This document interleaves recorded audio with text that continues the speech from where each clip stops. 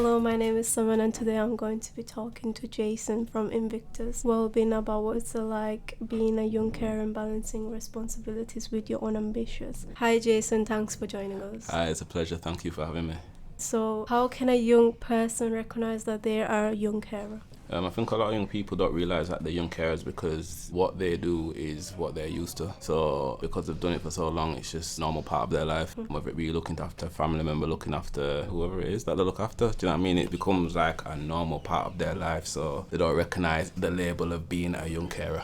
What are the biggest health barriers young carers face when moving from education into work? I think young carers often deal with a lot of stress, anxiety, because they're constantly always on call. So they're always going to be worrying about like what's happening. So where they come to college, the mind doesn't stop. Do you know what I mean? They don't take a break because they're always wondering like what's happening at home or what's happening with the person that they are taking care of. And so I think that kind of leads to a lot of overthinking, lack of concentration, anxiety in the education or work. They're not really focused on the job because they're always worrying, constantly worrying. So I don't know, to help, I feel like a lot of educational settings or work settings that can offer maybe work from home, so they're not always having to be away from the care responsibilities. So yeah, They can be in front of them and look after them. yeah, exactly. So with that, they can be still in the same environment and still look paranoid. after them, and you know what's going on. Do you know what I mean? They know what's going on. So yeah, How does guilt impact a young carer's ambition? guilt can be one of the heaviest barriers because sometimes you might feel selfish for wanting to do something for yourself whilst having the responsibility of caring for somebody.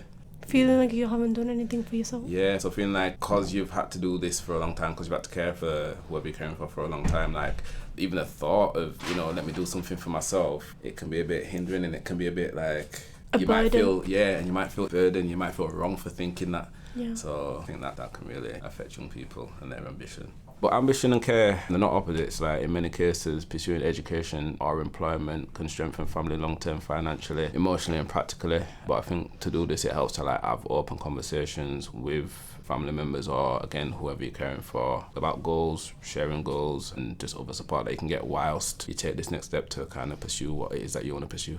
Yeah.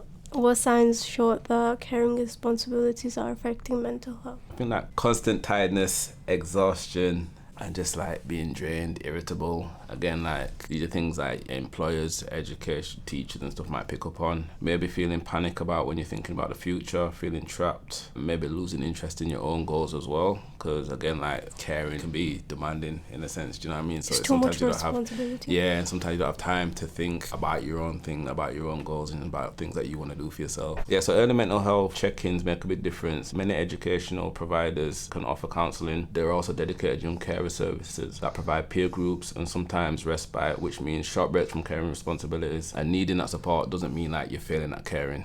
It means that you're just human and you you're also have feelings human. as well. Yeah. So, how can schools, colleges and universities better support young carers? Identifying young carers from early helps them to put in support from early and offer the support, because a lot of young carers, they don't disclose that information until it's kind of asked of them or until again it's picked up because maybe they're a bit tired or they're showing signs that they're not getting much rest or they're exhausted or they're drained or they're not concentrating. If you identify it early, then the support can be put in place more earlier. And that can also help. Because again as well, like some young people don't even know that there's so much support out there for them as a young carer. So helping them to kind of encouraging them to put the information forward, but also for educational institutions to identify it from early, that will help. What practical strategies can help young carers prepare for employment?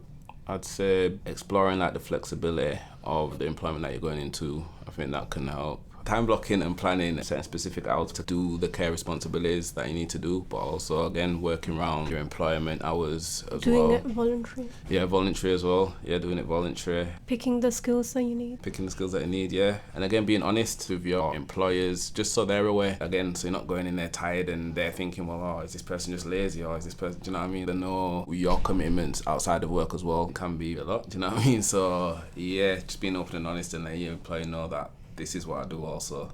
And then it kind of gives you a bit of grace, then they can give you a bit more grace. Maybe online courses as well that can give you more information and training about what it is that you're going into, all the work commitments. So you kind of just finding that balance. Mentors as well, finding mentors that understand what it is that you do, so the caring aspect and working, finding mentors and people that have already kind of experienced that. Again, it's help, you can learn from them. Finding like flexible roles, so like hybrid roles where you can work from home as well as going into work, so again, like you don't have that worry of when I'm at work, what's happening when I'm not at work. So yeah. How can employers create more inclusive workplaces for young carers?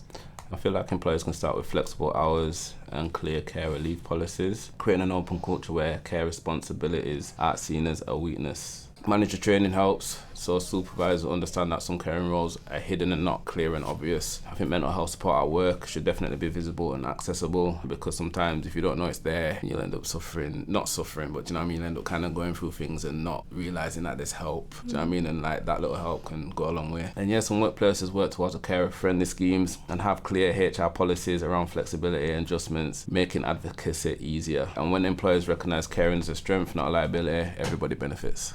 Yeah, I agree. How can young carers advocate for themselves without fear of stigma? First, I think it's just knowing your rights and understanding your rights. So I think that gives you a lot of confidence when advocating for yourself. Practice explaining your caring role in a professional way, so you come across in the right way and people understand where you're at and what you're doing. I think that's very important. Knowing what adjustments you can request as well, like so flexible hours, remote work, predictable shifts, that definitely helps. And yeah, connecting with carer networks can help, so you feel less alone, so you know you're communicating with people that are also in the same situation as yourself.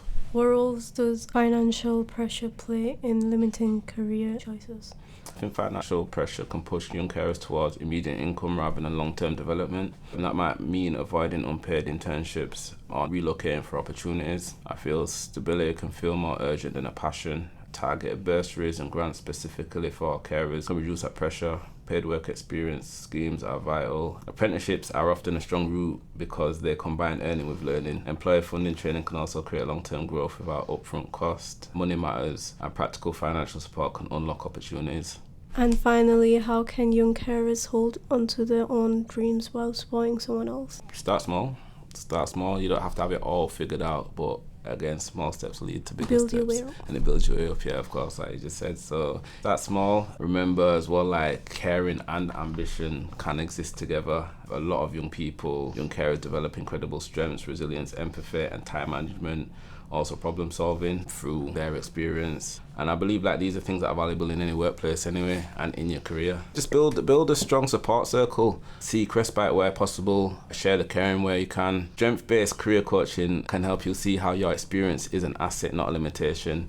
And yeah, your dreams still matter. Like, still dream big. Do you know what I mean? Still dream big. So yeah. Thank you so much for talking to us today, Jason. I'm sure our listeners will have found that really interesting. Thank you guys for having me, and I'm very sure they will. I hope they will anyway.